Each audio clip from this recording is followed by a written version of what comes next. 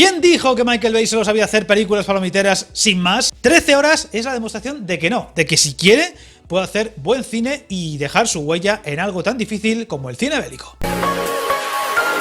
Para mi gusto es su película más seria, o donde digamos más en serio se lo tomó, que no es lo mismo. Esta película además basada en hechos reales, en esta versión horizontal. Ya sabéis que esta película tiene incluso un 4K, es normal, es una película muy visual con momentos muy chulos, que además va a narrar un hecho real en una especie de toma, como si fuera el Álamo, de una embajada en Libia, en un momento en el que Libia pues había perdido al dictador Gaddafi, estaba básicamente pues un país patas arriba, bueno, de hecho lo sigue estando, y que básicamente va a tener a unos protagonistas que van a ser pues unos soldados de élite que ahora son más mercenarios, entre comillas, trabajan para la CIA, pero son más mercenarios que otra cosa que soldados de verdad, tienen un pasado de soldados, pero ahora son una cosa un poco intermedia, como los mercenarios, ¿no? Que los coges para que no se les pueda hacer muchas preguntas ni acusar al gobierno, y que, como digo, está basado en hechos reales, lo cual hace que la historia sea más interesante, con un buen reparto al frente, actores muy competentes. En fin, John Krasinski no dejaría de ser el protagonista, un actor-director al que hemos visto nada menos que al frente de las dos entregas de Un lugar tranquilo,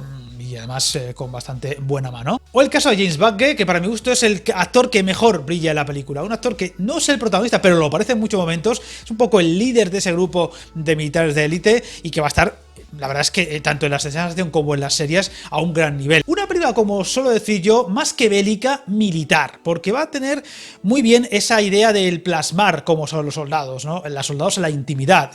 no solo en las operaciones especiales, o en la guerra, o en la batalla, o en la parte de acción, sino también en la parte, vamos a decir, más íntima. Esos soldados hablando con sus mujeres, o echando de menos sus hogares, o ese drama que tienen, ¿no? Que se ha plasmado muchas veces en las películas, de esos soldados que están lejos de casa, pero que de alguna forma el honor, el deber, como queramos llamarlo, ese trabajo que tienen tan especial, les obliga a alejarse de sus casas para defender a su país, a su patria. Y por supuesto también en la idiosincrasia, los intríngulis que hay entre unos y otros, aquí muy bien llevado, supongo que más dramatizados que reales, no creo que fueran exactamente como se dibujan en la película. Por ejemplo, ese personaje tan chulo que es una especie de personaje zen que solamente lee y cosas por el estilo, y suelta 4 perlas que los demás compañeros están muchas veces mascando y tratando de entender qué he querido decir con esa frase, que si no me equivoco era El padre del hijo, aquella película que era una especie de Superman villano, y que es una película muy interesante, la verdad. Y también con cosas muy chulas, por ejemplo, con el tema de la cadena de mando, las órdenes. Aquí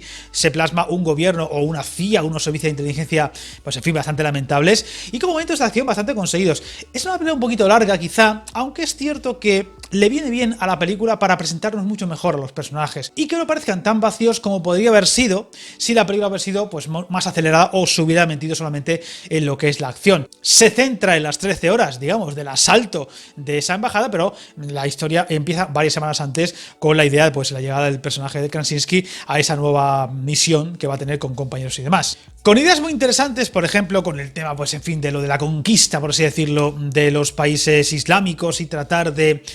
¿cómo decirlo?, de contribuirlo a las formas de entender la vida de Occidente con el tema de las democracias y demás. Y por supuesto con la idea que yo creo que ya está muy presente y yo diría que es muy aceptada en muchos países y en muchas sociedades de hoy en día de Occidente, de que hay países que por más que quieras, por más que queramos o por más que nos gustaría, no van a cambiar su forma de ser o de ver el mundo, o que son imposibles, son ingobernables, y que son casos perdidos por lo que sea, y por mucho que se intente. Habéis visto lo que ha pasado hace pocos meses en Afganistán. No va a haber manera de inculcarles, pues por ejemplo, la idea de valores, de democracia y todo lo demás del mundo occidental, para bien o para mal. Pero ante todo es una película de acción muy bien conseguida. Ya digo, para mi gusto es más de acción que bélica, aunque con muchos tintes dramáticos. Y es más, digamos que durante 2/3 de la película es hasta suave lo que sería la acción en sí, de mostrar la crudeza de la batalla, pero en el último tercio de la película es todo lo contrario, es muy cruda, incluso muy impactante en ciertos momentos,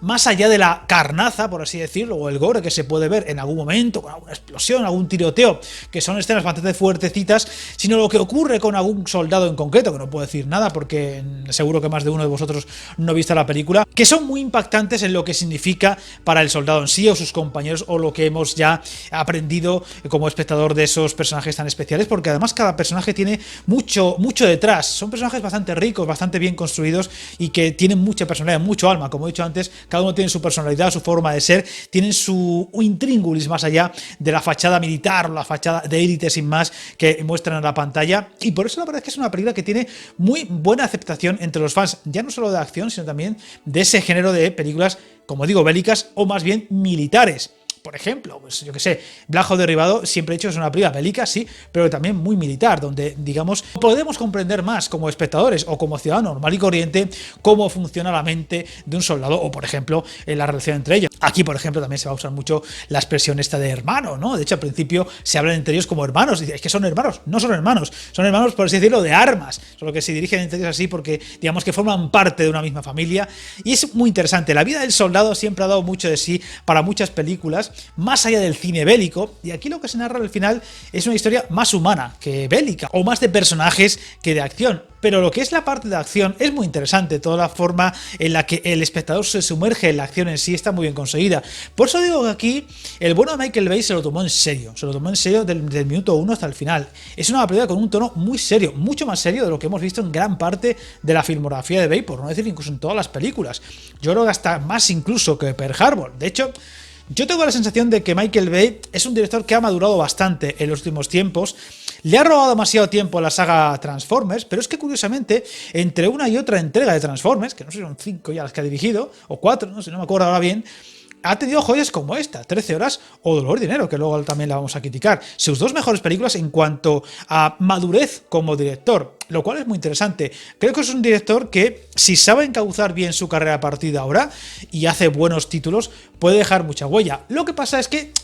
repasando la taquilla, que allá habrá pronto un vídeo de la taquilla de Michael Bay, te das cuenta de que sus mayores éxitos son posiblemente sus películas más